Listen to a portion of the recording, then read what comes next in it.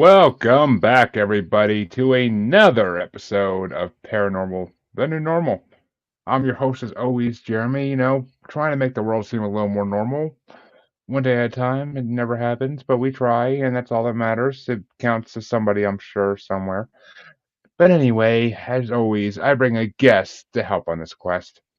And my guest today is Helen Gretchen Jones, Intuitive Death Doula, which I love that title, and Channeler.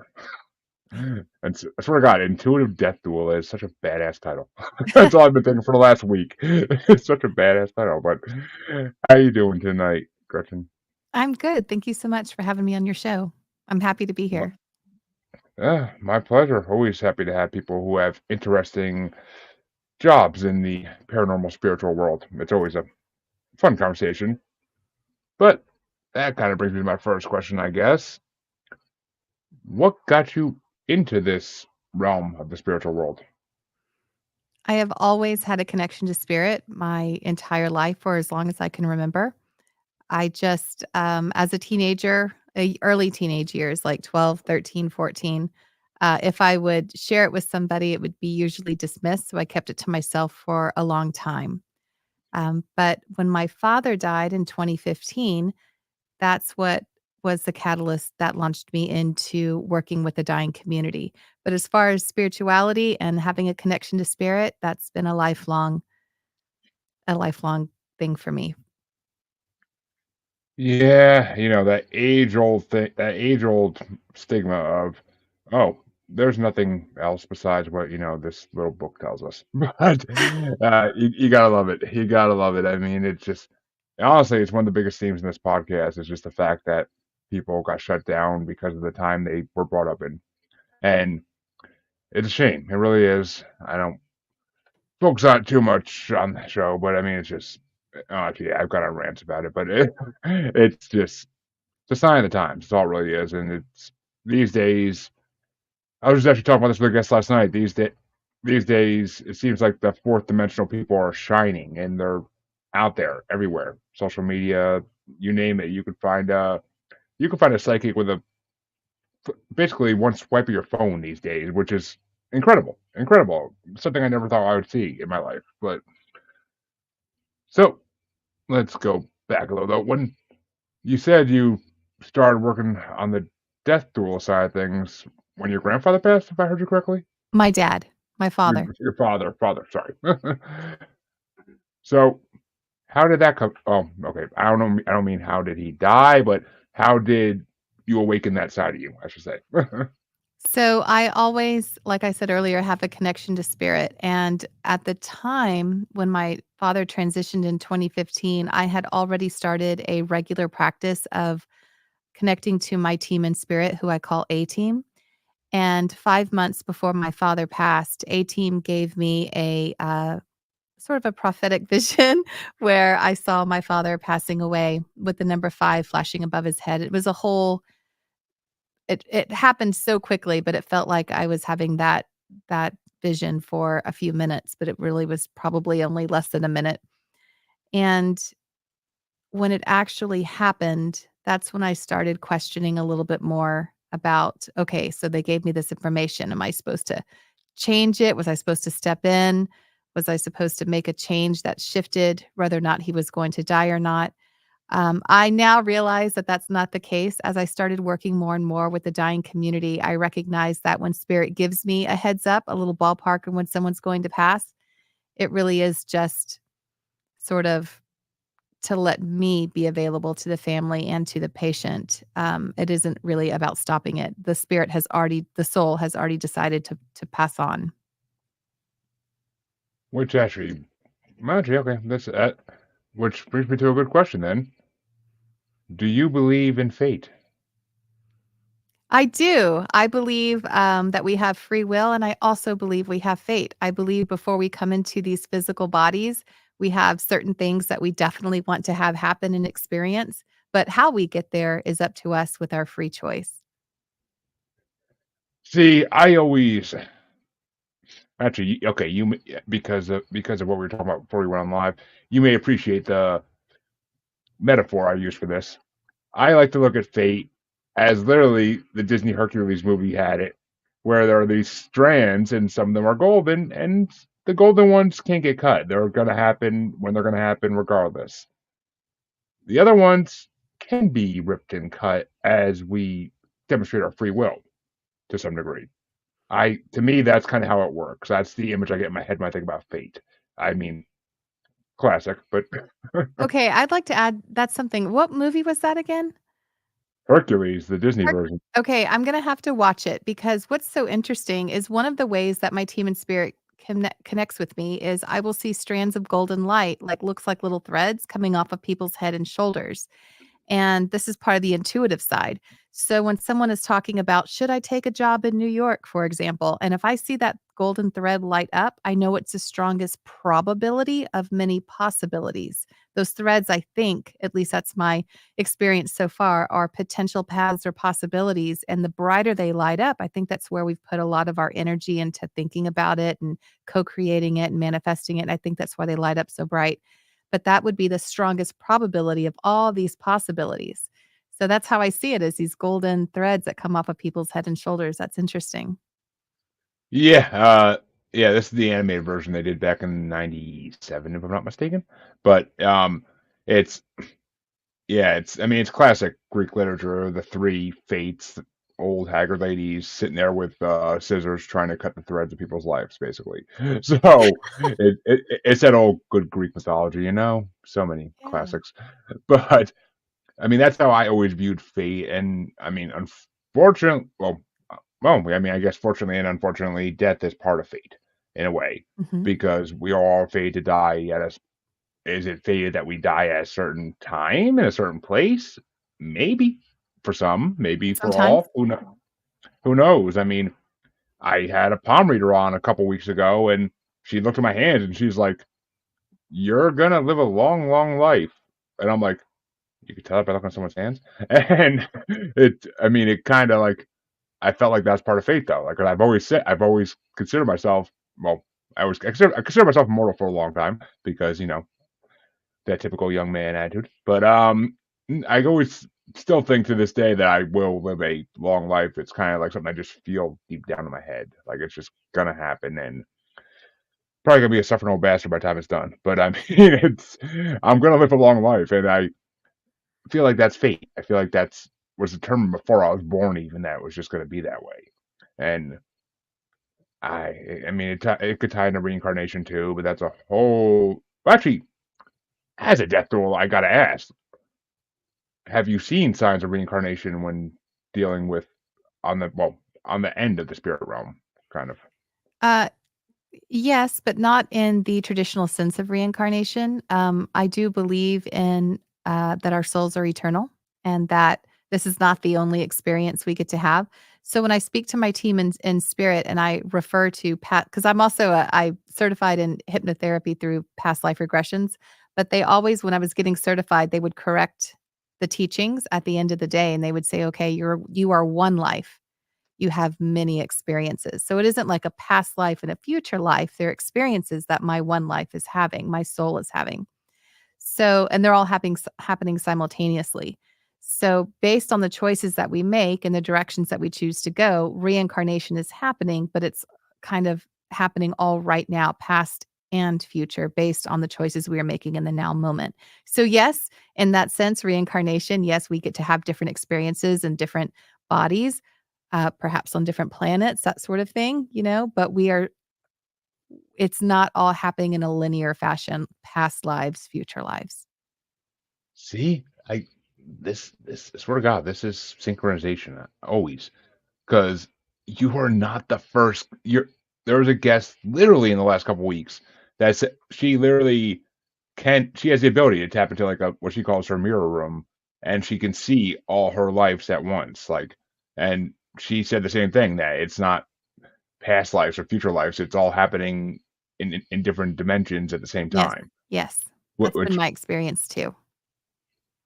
but see, it's just it blows my mind that two people have told me that in such a short time, when before that I always thought it was linear, like it's always the way I thought about it. And now, God, see, this is why I do a podcast. This kind of stuff just makes my brain tingle. Like it's oh. Well, And I had a patient, actually, Mr. Arjuna, and he was Hindu, so he very much believed in reincarnation, and his wife yeah, had died 30 years before he did, and according to his faith, she should have already reincarnated. So when she was showing up at his bedside before he died, for a whole year before he died, actually, it was very distressing to him because it contradicted the teachings from his faith. And so we had to work through what reincarnation could look like if we had to shift perspectives on it. Perhaps it was a vision. He was very comforted by her being there, but he wanted her to be happily reincarnated already. So we had to navigate those, contradictions of his faith right there towards the end. in interesting. I mean, and yeah, and I also love that you said that it could be other planets too, because I mean I've heard Mhm. that one a lot. I've heard that one a lot. I mean, extraterrestrial worlds play a lot into the reincarnation discussions I've had on this show, and those conversations come up a lot. And basically, I mean, I people always get kicked out of this, but I basically consider that reincarnation is basically controlled from where we go when we pass, which is basically a DMV in the sky, in space, whatever you want to call that area. But it's basically a DMV, and we're basically waiting for our ticket to be pulled again. So that's the way I look at it. It's I actually literally can see it in my head, just standing in line there with the ticket in hand, waiting for your number to be called. But Oh. the good old DMV. But so yeah, I mean that's how I look at it. And I meant to say this earlier, but I love that you call them the A team. That is so freaking classic. is, is there a Mr. T one of them? I gotta ask. I know. I pity the fool. No, it's, actually, the A team was before my time a little bit, and when I started calling my team in spirit A team, my husband thought it was a reference to, the fighters A team. And so it made me not like the name I had given them, and so I told them I thought their name was lame and I was ready to change it to something different, and I wanted it to be something that represented more of a collective, something that meant oneness or, more singular. And so I told them I wanted to change their name and I would be looking for a sign from them.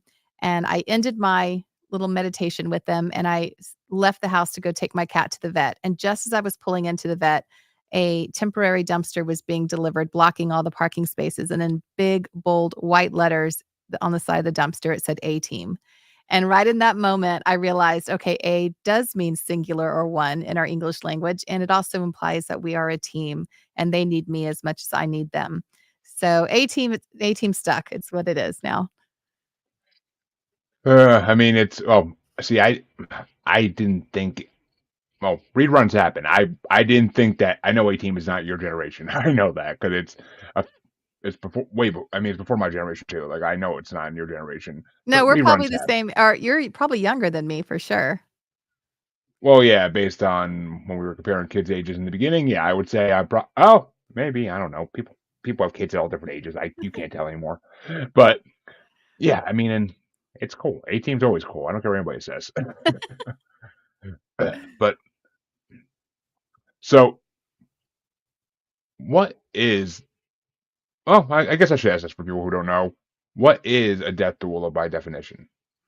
So a death doula is a helper. A death doula is someone who helps someone to transition to the other side holistically without doing the medication part. That would be where nurses and doctors come in. I think death doula is a relatively new niche area of work because with the shifts and changes in our healthcare system, nurses used to be who sat bedside with patients and used to help them and guide them and help the families.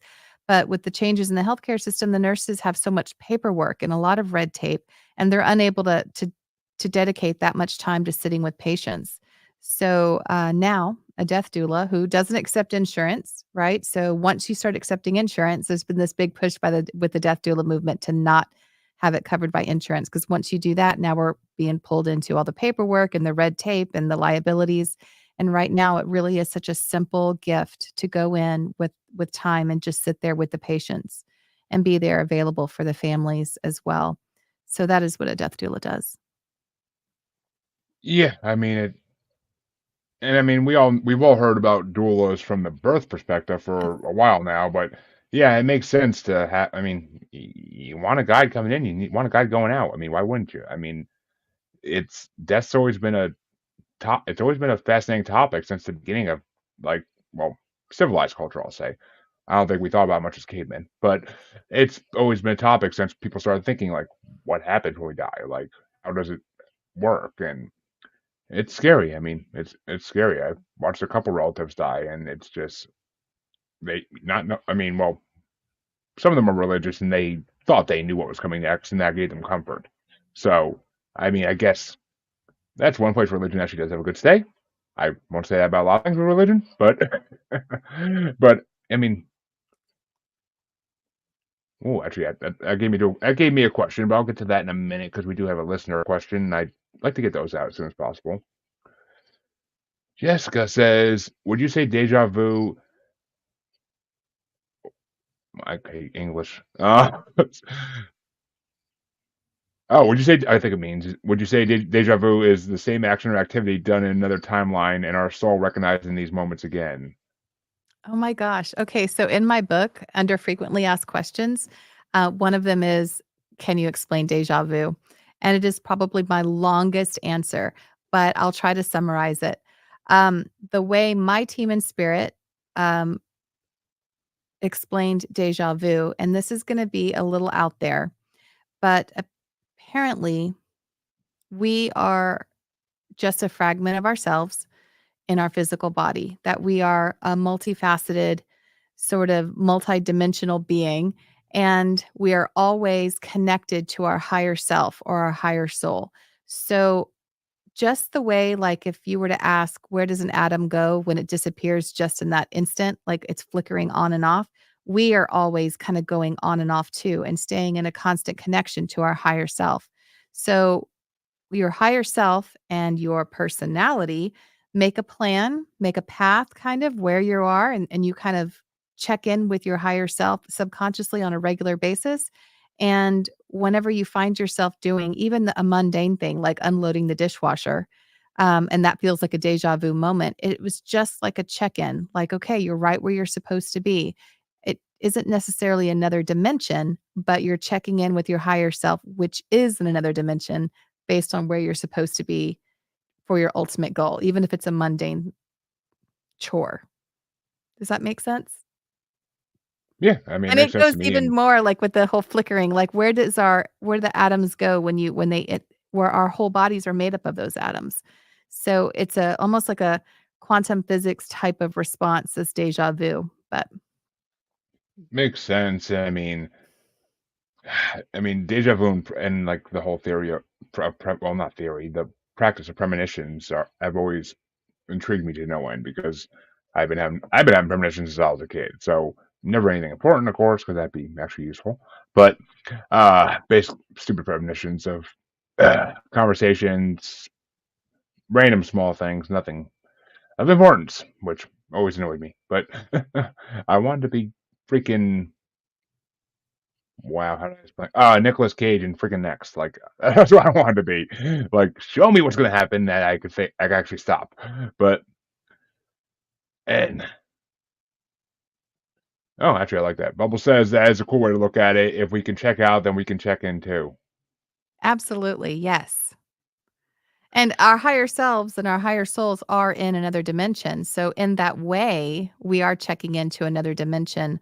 At least that's the way my team explained it. I would love to hear other theories on deja vu because just because I'm interpreting that message from my team in spirit doesn't necessarily mean it's the only way. I really believe that we are limitless. Yeah, I mean, I always felt deja vu's were tied to past lives in some way. Because I mean, you go to a big city like New York City or Boston, and like you see like a famous landmark, and you feel like you've been there before, but Mhm. you're young. It's your first time there, and it's just like, why do I feel like I've been here? Like, I mean, it has to be from another life or something in our heads that makes it click. I mean, I don't think just seeing it on pictures or TV would do the same thing. I don't think it'd be the same feeling because I Yeah. mean, How do you explain like small things though? Like, oh, I feel like I was just unloading the dishwasher, like just like this, a small chore. I think chores are just so mundane that we don't want to do them, so we feel like we just did them no matter how. I mean, I can't tell you how many times I take out the garbage. I'm just like, didn't I just take this out like an hour ago? Like, no, it's been a day or two, but yeah, okay. I just feel like it was that short time ago, but that's just the mundane life that we all live in the most part. But so, since you've been around a lot of people at their time of death, I got a two-part question for you, and I think it's gonna give some good stories and good answers here. What what was the most, I want to say important, but that's not the word I want to say.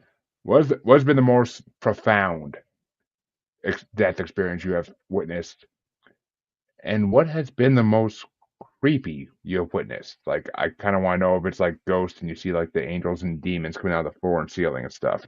Like, Okay. The most profound, the most transformative, is one that I included in my book, and it's a little bit out there, so it might take a minute for me to explain a little bit. The we patient's got time. name Go ahead. the patient's name is Mr. Virgil. Of course, I changed their names. Mr. Virgil uh, was a NODA patient. NODA stands for No One Dies Alone, and it's a hospital-based program where people have maybe they never had kids, maybe their family can't afford to travel in, maybe they were jerks and burned all those bridges and nobody wants to be with them. For whatever reason, he's dying alone. And I am a volunteer for NODA, and I went in to sit with him. I should first say that when I decided to volunteer for them, I went and looked online and all the good time slots were filled up. Like, nobody wants the midnight to 3 AM shift, for example. Oh, Um, so well, I told Spirit, "Okay, if I'm supposed to be there, then you're gonna have to wake me up at 4:30 and I'll sign up for the 6 AM shift." And they woke me up at 4:28. I didn't set an alarm or anything, and I was like, "Okay." And I woke up to the sound of the song Colors playing in my head by the Black Pumas. And, I really like that song, but I was just kinda playing it was about the fields and the meadows and all the colors that he as he was walking, and, I was like, "Okay, guys, I'll get up." I sign up for the shift, I leave the house, I turn the radio on the car, and the same song is playing, Colors by the Black Pumas, and I'm like, "Okay, this is gonna be something kind of important." I continue to the hospital, I get there, I sit with Mr. Virgil, and as I'm holding his hand, and this type of thing happens frequently where the hospital room will shift and become a different space. Um, and I become aware that I'm in 2 places at once. I am in the hospital holding Mr. Virgil's hand, and I'm also in this incredibly gorgeous field of flowers next to a forest with a blue sky. It's incredible, and I'm in both places at once. The when this happens, like the flowers, for example, they are bigger and brighter than anything I have ever seen on earth, and they make a noise like a humming or it's some kind of musical tone that doesn't have a beat. It's just this beautiful musical quality to them. Everything kind of does, the trees too. So I'm sitting there in the hospital, and all of a sudden I notice that in the field of flowers with me is Mr. Virgil. So now both of us are in 2 worlds at once and he's staring at the forest. I have a knowing that after we walk through the forest, I'm going to see his welcome party, which is very, very frequent at time of death. I witness people having all sorts of welcome home parties. And he was nervous to go in. He didn't want to go into the forest. A being of light comes out of the forest, and it's me. Only I'm blue and white. And I have never, ever had that experience before where I am literally in 3 places at once. I am the observer in the field of flowers. I am physically in the hospital room. And I am now the being of light that literally leads Mr. Virgil through the forest as a shared death experience to his welcome home party. He even gets scared halfway through. I become even bigger. I scoop him up. I hold him. I cradle him like a baby before putting him back down. And the whole place turned into like a field of stars briefly while that happened. And then when I put him back down, he asked the me of light, what's going to happen to my nephew and my uncle? And then the me of light projects potential life outcomes and potentialities of those 2 people. But when that happened, I was not allowed to witness it. I shot back to the observer in the field of flowers. And when he felt that that was okay, he was ready to continue on. So that was the most profound experience where I literally experienced myself as a multidimensional being in 3 different places at once. And having these shared death experiences at the bedside, seeing people standing outside their bodies right before they transition, all of that is normal for me. So, but not having myself be in three different places at once. That was a new thing that I look forward to having more experiences like that. That honestly that honestly sounds so amazing, and, I mean, I would lie with the whole seeing yourself as a glowing being. That kinda gives me, Harry Potter and the Prisoner of Azkaban vibes, just saying. But that's what I am a pop culture junkie, so that's what came to my mind when I heard that, but it's amazing. It sounds to actually have a view of what's like in the afterlife is what most people dream of when they start thinking about it, when they get to mature, when they start getting mature, when they start hitting it towards adulthood, and they think about death. Actually, it's that's what everybody wants. They want to know what the afterlife is like. And but I do have a follow up question to that. But I'll let this is a good question. I'll let Jessica get it out first. Do you need to do anything to place yourself in the field, such as breathing exercises or really both Marijuana, or does it just happen for marijuana? you? I mean, I mean, marijuana before anything sounds good, but but yeah, that's a good question. So I kind of am curious about the answer. Okay.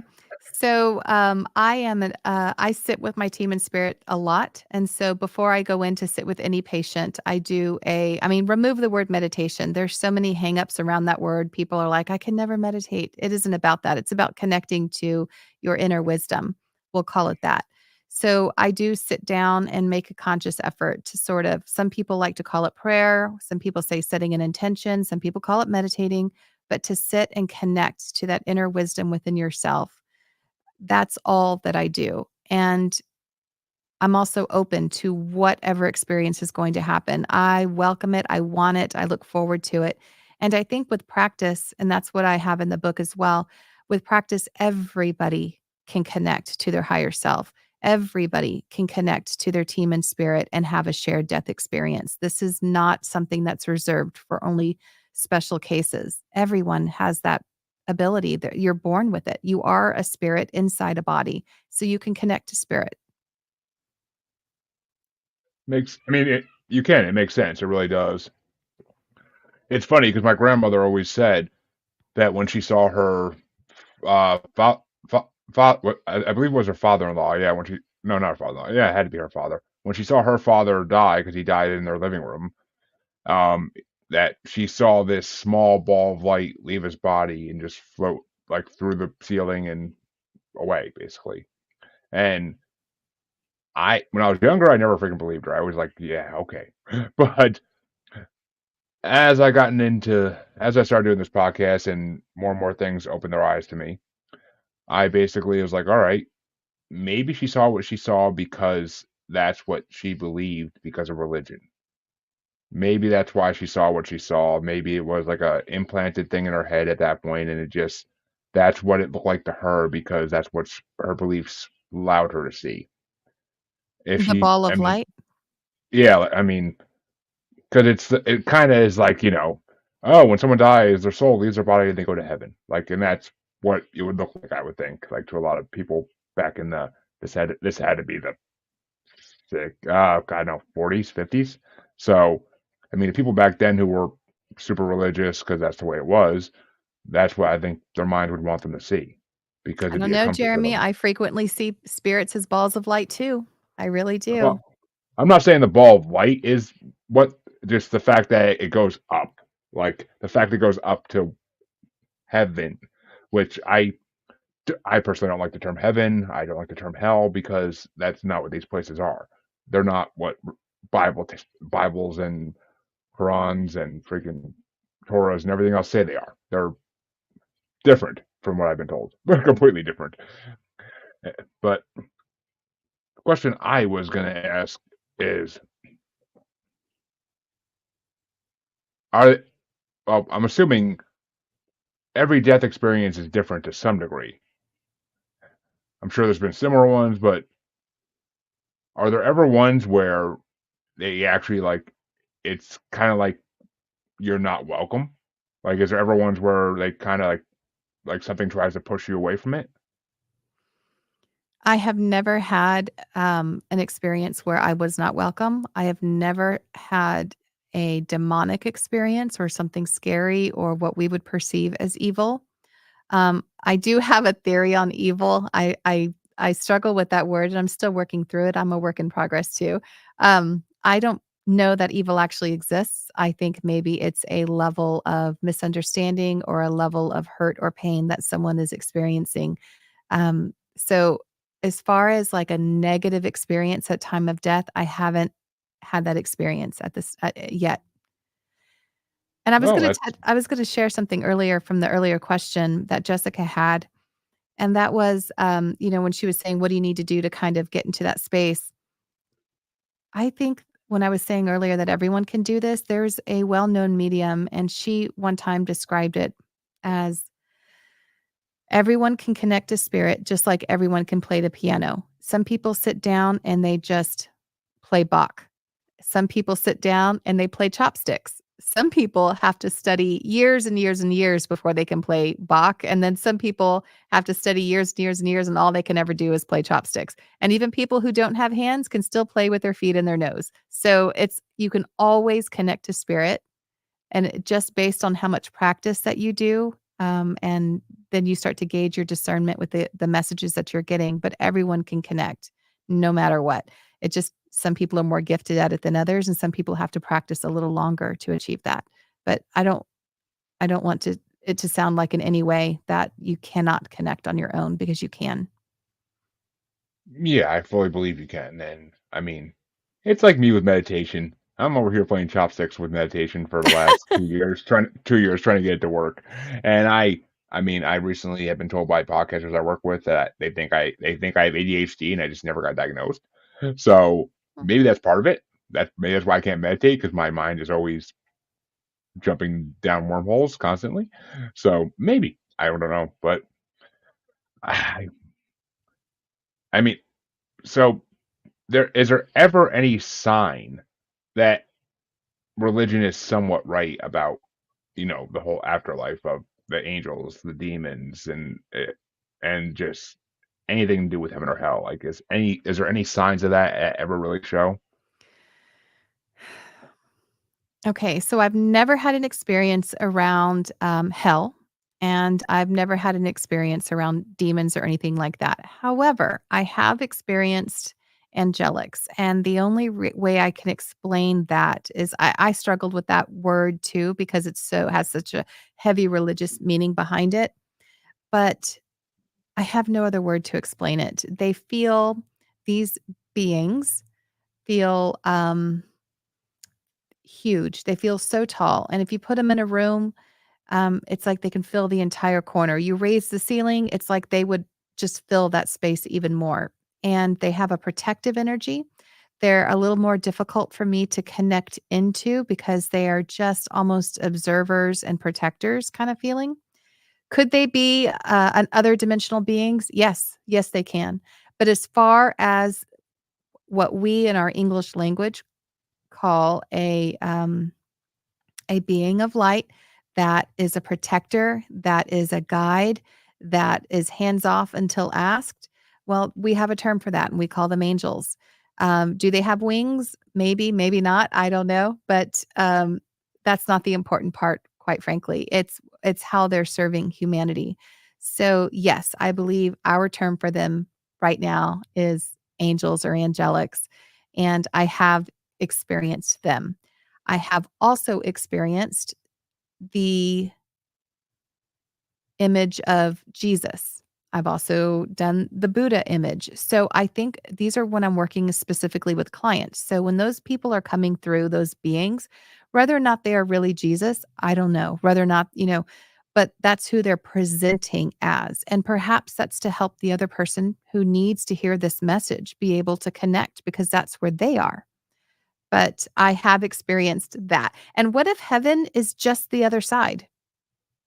that's our word for it, you know? Yeah. So I sometimes it's just vocabulary. Yeah, I mean, I agree to some. I agree. I mean, I've heard a lot about angels possibly being extraterrestrials, possibly being, as you said, interdimensional, ultra-terrestrial creatures, I guess. But oh, actually, she did answer your question to a degree, Jessica, but not. I actually, it kind of got me on something. Could these beings be what the past cultures call gods and deities? And I mean, I don't know. I am really into like the old gods, you know, the whole Zeus, Odin type thing. And have you ever seen anything similar to that? Like, 'cause I'm trying to figure out if maybe maybe what presents itself is what people believed in when they're dying. Correct. Or what they need to hear in an intuitive reading that helps.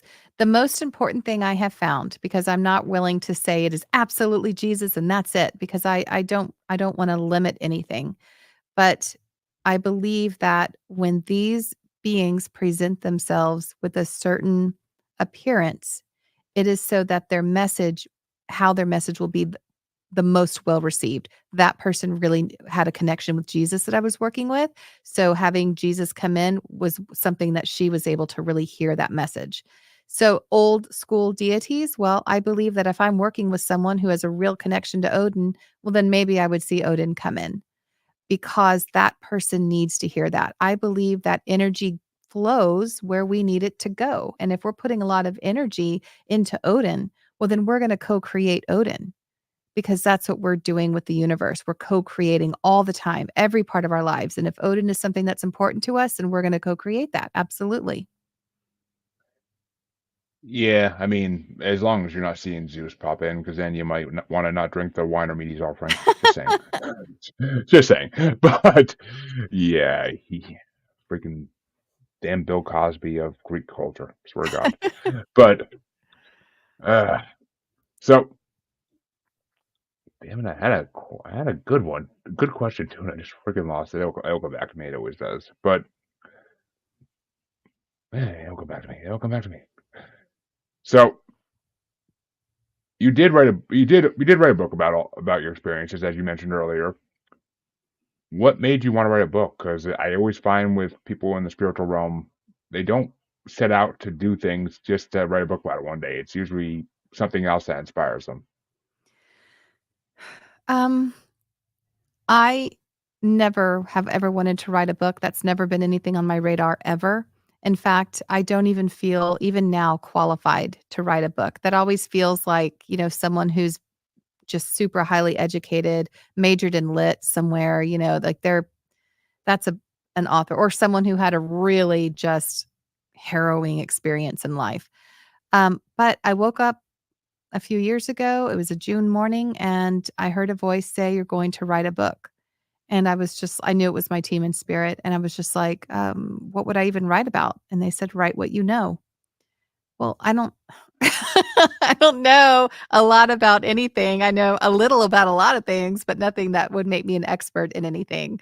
But then I started recognizing that probably the most transformative experiences that I've ever had and continue to have are at the bedside of dying patients. They're spiritual, they're beautiful, they are teaching moments. And so I decided to, I'd already been journaling it for years, so I whipped out those old journals, found some of my favorite stories, and as I continued writing, more and more experiences were happening, and I included those too.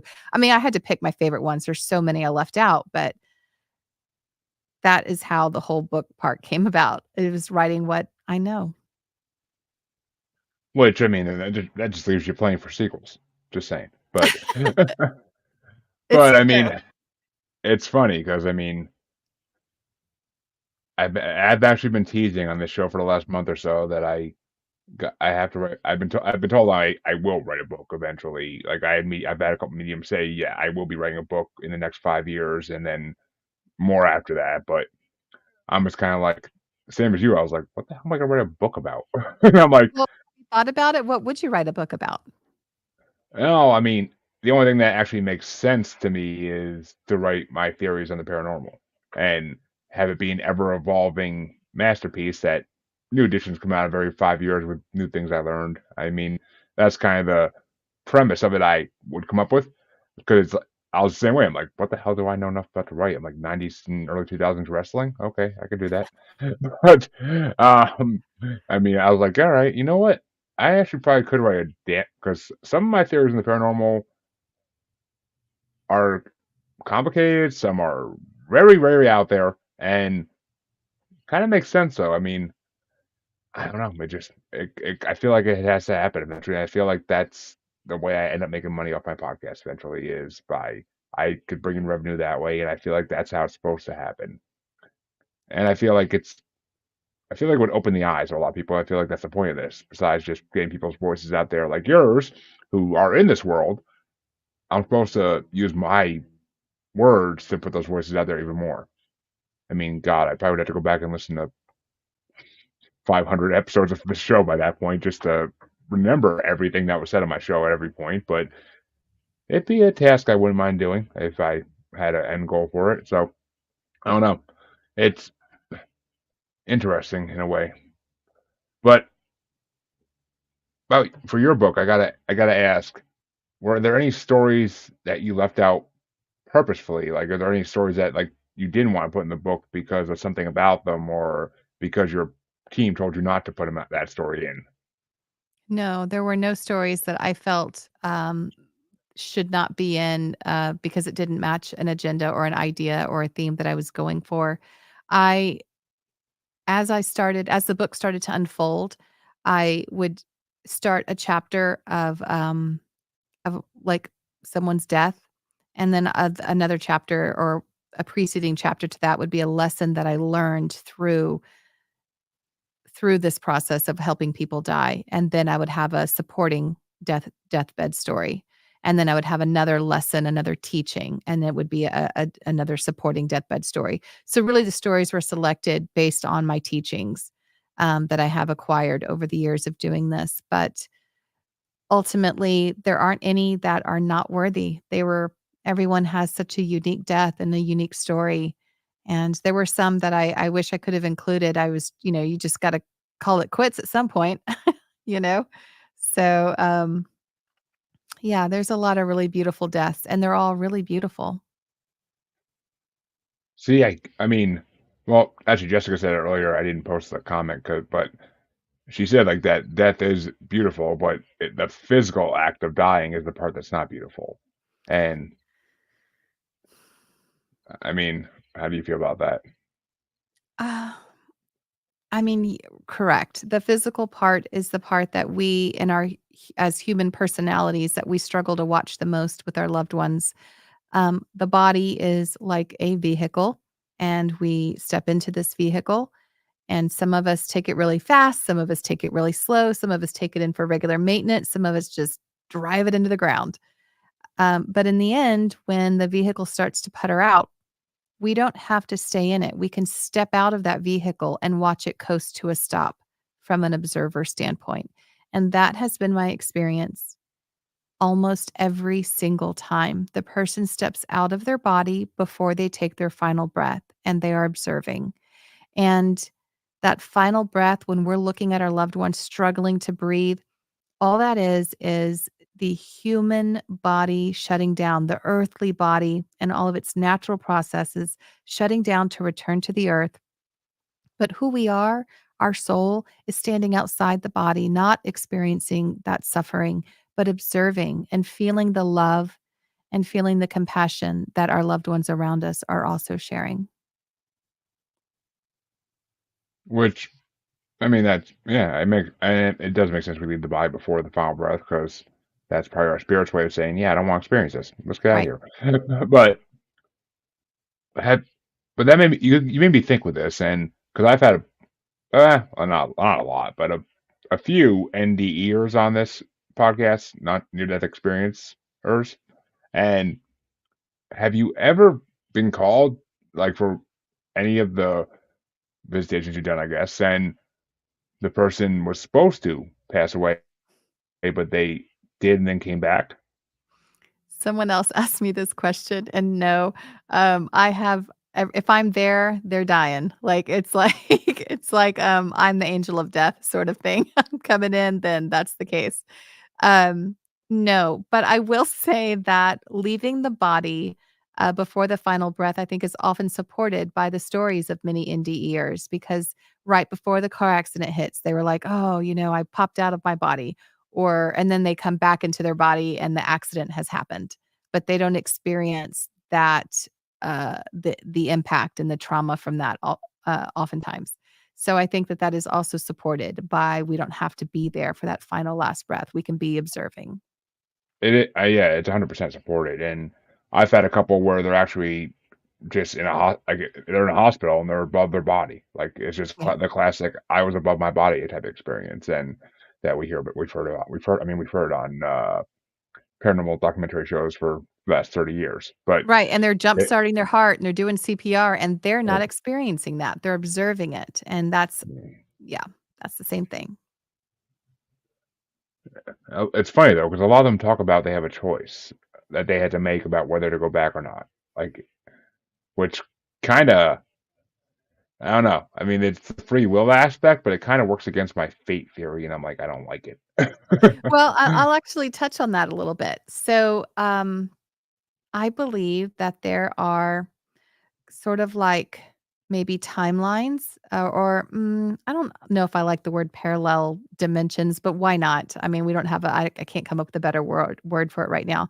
There's probably a time frame that's unfolding in which you are already dead and a time frame where you die shortly and then you're in one right now where you're going to live a long, long life. But if you think of us, we are multi-dimensional. We are there's so many parts of fragment selves of us experiencing, and it kind of we're one whole, but we're experiencing all these other little moments in time as we perceive it, not linear. So, and remember, death is not a bad thing. It's really not. It's just moving on to a different way of being.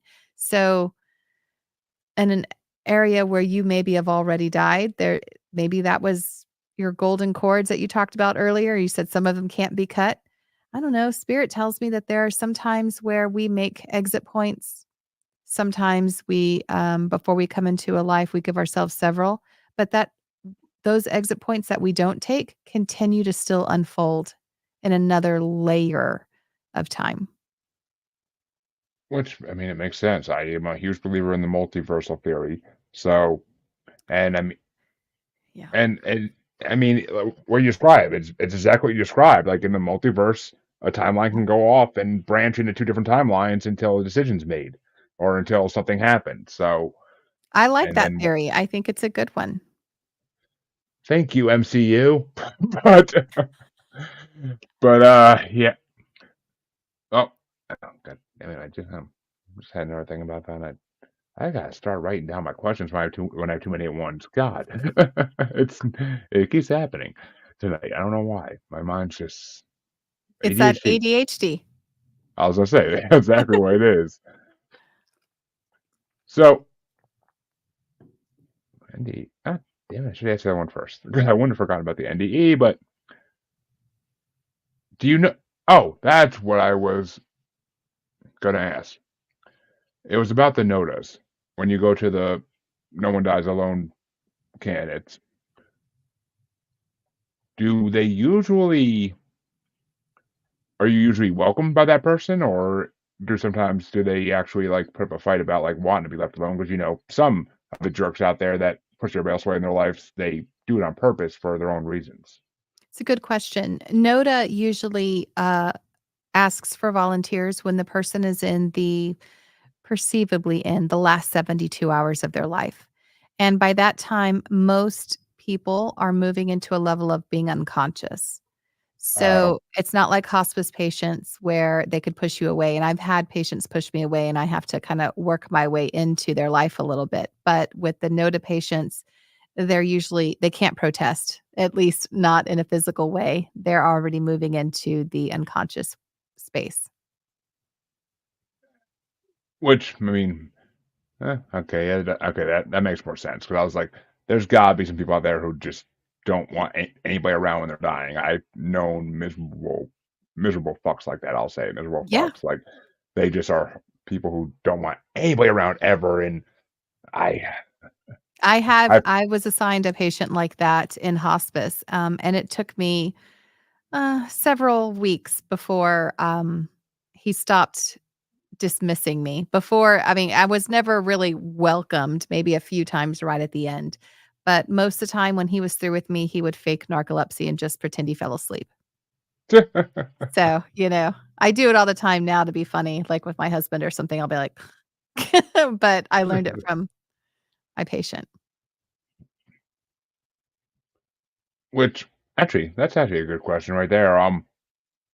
Because doing this line of work and having kids, how did you explain to your kids when they were younger what you did for a living? Um, well, I didn't start helping people die until 2015, so and my kids Oh, are a little okay. bit older. My daughter's always, I guess she would be, she was born in 2011, so I guess that would be more on par for her. My son's in college, so I don't know. They both have a little bit of a spiritual side to them. My husband's extremely logical. He's very science-based. So I think they take a little bit of what I do and a little bit of what he does, and then they'll find their own happy medium. Ah, you're creating me's. That was my mindset. I that's why I never that's why I became agnostic at one not agnostic, an atheist at one point in high school and like started questioning my like religion to my family. 'Cause I'm like, I am a science-minded person. That's why I always said I'm science-minded and I need to see proof of things before I can believe in them. So Yep. I mean that was my thinking a half a life ago, but I am now agnostic and just don't really want to put names to anything because I don't know what exactly to believe. I have theories, but that's a whole another 5 hour conversation. So Well, we won't go into those. I will share that Oh, atheists and agnostics are the easiest people to transition as a death doula, because they don't have anything contradicted at end of life. They're just I mean, if you're atheist, then something spiritual starts to happen, then you're pleasantly surprised. If you're agnostic, then you're just open and curious to, well, what's it going to be? And you're waiting. So, agnostics and atheists are definitely, at least open minded enough to see how it's going to unfold without getting distressed over it contradicting their religious beliefs. see, if I was you, actually, I was just thinking about this. If I was you, I would totally be going like to around the world, like trying to witness different cultures' deaths. Just, I mean, I would go to Egypt and see if like Sobek and Anubis show up. Like Yeah, that's a really good that idea. Maybe I'll start thinking about something like that. I mean, not that I exactly want to see a crocodile walking on 2 legs that's huge walk into a room, but things could be interesting. I might be a little might need a new chair after that one. But that's that's I the images I've seen, the images they draw of him. My God, it's scary. But which I don't know. And I mean the Asian cultures alone have to have some interesting ones. They have Yeah. to with what they believe, with their paranormal beliefs. But so, what would you say is the best advice for anybody? I mean, because we all are going to face death at some point. What's the best way to have a peaceful passing on versus? Besides being a- agnostic or atheist? Oh, I mean, I always said I'm doing things right, but no one believes me. But yeah, yeah. I would say, if your death is not imminent, if you're not if you have a little bit of time left, it would be to take time to reflect inward and try to connect to the higher wisdom, uh, within yourself, and that helps to bring peace towards the end. I would also suggest one of the things that I help with patients and families is that you live life now, live life today. You don't want to have those regrets. So the regrets are what hold us back and add weight to us at the end of our lives. And finding closure before, say what you need to say. Don't be afraid to be vulnerable. Don't let fear dictate how you live your life and just go for it. You will always regret not trying something, but you will never regret failing at it. At least those are what the people on their deathbeds are telling me. So I think that's the best way to have a peaceful life. I mean, death. Well, both. But well, I mean, one leads to the other. So Yes. exactly. And I just had a fucking another. Actually, wait, no, I could. I can think of this one. I know I can. I know I can. I know I can. God damn. Oh, well, actually, this is less about death and about more about your A team. Have Do they give you insights into other things besides just the death duel aspect? I mean, do they give you insights into, say, the truth about extraterrestrials? Because this is always a popular thing I have to Oh, ask people who have guides. well, I have, extraterrestrials on my team, that's part of A team. Oh So shit! yeah. So, that's at first, they didn't show that to me, and now but you know why they didn't show it to me? Because I didn't have an interest.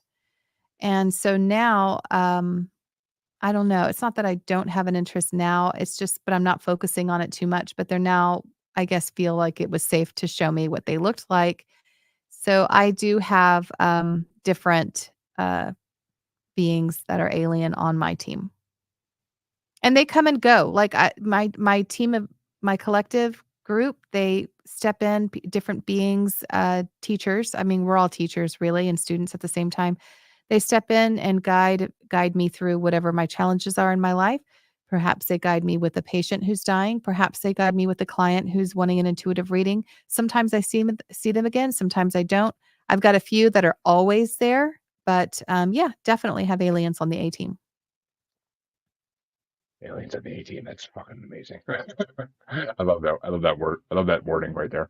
But which I mean, I like it. I like that your team is kind of like any sports team, really. Like you have subs. Yes, They need some PTO. They go out for a few days and come back in when they feel like they're ready. Like it's absolutely. an interesting concept to compare to. And you have one And too. Yeah, you have your team in spirit and they come and go as you need guidance. supposedly his name is Anthony, but I have not been able to contact him yet. I've been told his name, but I've tried saying it a bunch of times, but and he just never he's not in the mood to communicate yet, I guess. Maybe I'm not to that point where he feels like he should, but eventually I think he will. I have faith. I have to have faith in that he will. Otherwise, right, buddy? Come on, wherever the hell you are. Well, Ooh, maybe Anthony works through inspiration. Maybe Anthony works through maybe you have a stronger feeling for something. Maybe you aren't gonna see or hear. Maybe it's gonna be a feeling, a knowing, or an inspiration. yeah, like an intuition type thing, which Mhm. I sometimes I mean, I don't know. I definitely can do manifestation at times. So I think that kind of ties into it at some point. But I don't know. It'd be nice to actually, be sitting there just smoking a cigarette on my porch and have the dude pop next to me and be like, "What up, man?" If he wa- if he wants to look like Jason Mewes, that'd be amazing. But you don't gotta do that, buddy. Just saying that'd be great. You hear Be that, my Anthony? Requests are being made. you gotta be the Jada my and Bob. Come on, dude. But Do you see how you yeah. looked up when you talked to him? You looked Well, up yeah. like the ball of light floating up. I mean, oh yeah, 'cause that's how I was raised. So I mean, it's kind of just instinct at this point. But what the hell was I gonna? Oh, yeah, I was gonna ask. Well, the fuck was that? But since you do have aliens on your A team, do you have they ever told you what species they are? Yes, I have some that have, told me some and then I had to Google it to go look and see what they look like. Because I just have never had an alien interest, but, I guess there's Arcturian, correct me if I'm saying it wrong because I'm really not familiar. I I actually just had okay. Synchronicities are fucking abound tonight. But I literally just had on the return of a previous guest last night. Why am I gonna blank on his name? Oh, Dean Graves. Yeah, Dean Graves. It was his second appearance on my show because he's got a new book coming out. But his first book is actually called Chatting with the Arcturians. Oh, nice, okay. Well, So I have and Arcturians and s Ly Lyrans, something like that. Lyr One of my Ly guides I call Lyra. Lyrans, yep, Lyrans are, Lyrans. if I'm not mistaken, are they the ones that look like lions? I think. I think they said they were like cat people or something. Yeah, they're like well, that's why they're called. Lycrans, not Lyrans, Lycrans, because Lycras, they look like lions. That's why they're called that, or why they let us call them that, I should say, because we don't. They had names before we even existed, so we don't get to make up their names, but that's what they allow us to call them. And see, you're only the third person on this podcast ever to mention Arcturians, so that's phenomenal. I'm hearing that name more and more now, and I mean, yeah, apparently the Arcturians are very wise, from what I've been told. So I, So when I had a reading done, and they didn't know that I call my team a team. That's just just a reading, and I was like, "Well, can you tell me anything about my spirit guides?" And I was hoping they would bring through one of my spirit guides or something, because I already had my own connection. I was looking for validation, and they said, "Okay, yeah, your spirit guides are made up of your ancestors, ascended masters, angelics, Arcturians, and." There was another one, but now I can't remember what it was, but it'll come to me. But anyway, they all start with A, which I thought that she could have used any word choices that she wanted to, but because they all start with A, it related nicely to A An- team. Oh, and Anunnaki. alternate dimensional beings was another one. Oh, So all these A's, which was just a beautiful way of expressing A team. It was just a nice little validation. now you just gotta Oh, get and the van. Syrians. Is that an alien or no, I don't know if I'm saying that right. What did you say? I cut you off in the middle of Syrians? it. Ethereans? Yeah, No, I, I, Syrians? I, S I or there's was, one that starts with an S somewhere, see, and that's how into it oh, I am. I was gonna. I mean, I was gonna ask if the A you were forgetting was Anunnakis, but Oh, nope, that wasn't one. I would have remembered that one. okay, Who okay, are they? I have to look yeah, them up. they by legend are with the Palladians what created Oh, humans. Pleiadians, that was another one. Yeah, Palladians are one of those species I never heard of till I started this show, and now they're one of the most common species I hear about. So apparently they are abound and they are everywhere. But Okay. they're but the Palladians and the Anunnaki supposedly are what created humans, or created, guided. No one knows exactly what, but they were there in the early days of humans, and it's I don't know. There's different theories. It would take me another hour to go through them all, but basically, the belief is that they were there to stop the reptilians and other bad species from doing what they want to do with us. Oh, all So right. they were our Well, I'm protectors in a unfamiliar way. with alien history, but I do believe that they exist. It's all very theoretical and very debated. So yeah, it's ancient aliens is a whole nother topic. But uh, Hi. Hi, baby. Oh, who's that? that would be Snickers. Snickers. That's a great name. Hey, buddy. Oh, you want him back in his? Uh, I can have him. Thank you, my new podcast mascot. But so I've because it's cute, so it gets me ratings.